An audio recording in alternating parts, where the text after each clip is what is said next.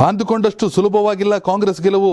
ರಣತಂತ್ರ ರೂಪಿಸಲು ಜನವರಿ 10ಕ್ಕೆ ಕೈ ಸಭೆ. ಹಾಯ್ ಹಲೋ ನಮಸ್ಕಾರ ವೀಕ್ಷಕರೇ, ಕರ್ನಾಟಕ ಟಿವಿಗೆ ಸ್ವಾಗತ. ನಾನು ಯೋಗೇಶ್ ಈಶ್ವರ್.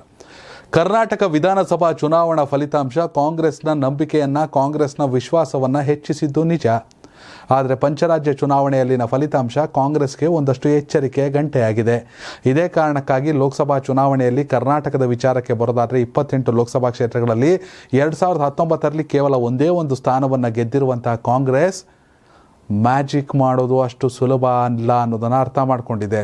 ಈ ಬಾರಿ ಡಬಲ್ ಡಿಜಿಟ್ಗೆ ಬರಬೇಕಂದ್ರೆ, ಅಂದುಕೊಂಡಿದ್ದನ್ನು ಸಾಧಿಸಬೇಕು ಅಂದರೆ ಒಂದಷ್ಟು ಸರ್ಕಸ್ನ ಜೋರಾಗೇ ಮಾಡಬೇಕು.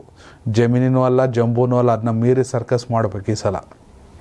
ಇದೇ ಕಾರಣಕ್ಕಾಗಿ ಈಗಾಗಲೇ ಡೆಲ್ಲಿಗೆ ಹೋಗಿರುವಂತಹ ರಾಜ್ಯ ನಾಯಕರಾದ ಮುಖ್ಯಮಂತ್ರಿ ಶ್ರೀ ಸಿದ್ದರಾಮಯ್ಯನವರು ಹಾಗೆಯೇ ಉಪಮುಖ್ಯಮಂತ್ರಿ ಡಿ ಕೆ ಶಿವಕುಮಾರ್ ಅವರು ಇದೇ ಜನವರಿ 10ನೇ ತಾರೀಕು ಅತಿ ದೊಡ್ಡ ಸಭೆಯೊಂದನ್ನು ಕರೆದಿದ್ದಾರೆ. ಅದಕ್ಕೆ ಕಾರಣ ಲೋಕಸಭಾ ಚುನಾವಣೆ ಅಂದುಕೊಂಡಷ್ಟು ಸುಲಭವಲ್ಲ.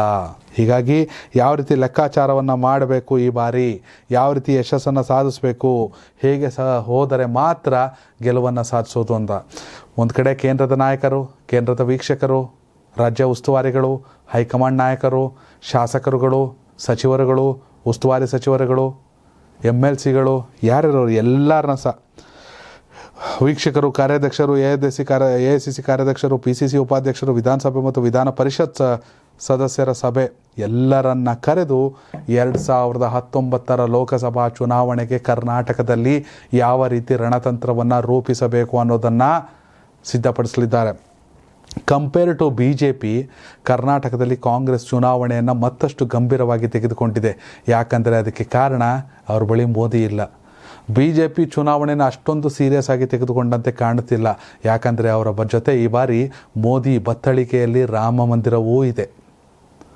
ಹೀಗಾಗಿ ಕಾಂಗ್ರೆಸ್ನ ಎಫರ್ಟ್ಗೆ ಯಶಸ್ಸು ಸಿಗುತ್ತಾ ಅಥವಾ BJPಯ ನಂಬಿಕೆಗೆ ಯಶಸ್ಸು ಸಿಗುತ್ತಾ? ಯಾಕೆಂದರೆ BJPಗೆ ಡಬಲ್ಲು, ಒಂದು ಕಡೆ ಮೋದಿನವರೇ, ಇನ್ನೊಂದು ಕಡೆ ರಾಮ ಮಂದಿರನೂ ಐತಿ ಈ ಸಲ.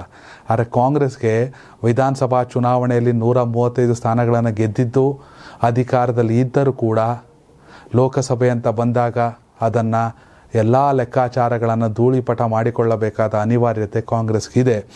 ಇದೇ ಕಾರಣಕ್ಕಾಗಿ ಆಗಲೇ 28 ಲೋಕಸಭಾ ಕ್ಷೇತ್ರದ ಸಂಭಾವ್ಯ ಅಭ್ಯರ್ಥಿಗಳ ಪಟ್ಟಿ ರೆಡಿ ಇದೆ. ನಿಗಮ ಮಂಡಳಿ ಪಟ್ಟಿ ರೆಡಿ ಇದೆ. ಯಾರನ್ನೂ ರಿಲೀಸ್ ಮಾಡ್ತಾ ಇಲ್ಲ. ಯಾಕಂದರೆ ಎಷ್ಟು ಮರುಪರಿಶೀಲನೆ ಮಾಡಿದರೂ ಒಂದು ಕ್ಲಾರಿಟಿ ಬರ್ತಾ ಇಲ್ವೋ, ಅಥವಾ ಮರುಪರಿಶೀಲನೆ ಮಾಡಿದಷ್ಟು ಉತ್ತಮ ರಿಸಲ್ಟ್ ಬರುತ್ತೋ ಅನ್ನೋ ಲೆಕ್ಕಾಚಾರ.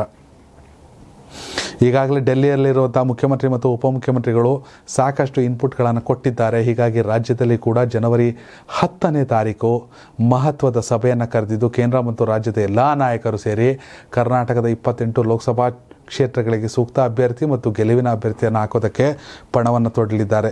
ಹೀಗಾಗಿ ಜನವರಿ 10ರ ಗತ್ತು ಕಾಂಗ್ರೆಸ್ಗೆ ಎಷ್ಟು ಇಂಪ್ಯಾಕ್ಟ್ ಮಾಡುತ್ತೆ ಅನ್ನೋದು ಸದ್ಯದ ಪ್ರಶ್ನೆ.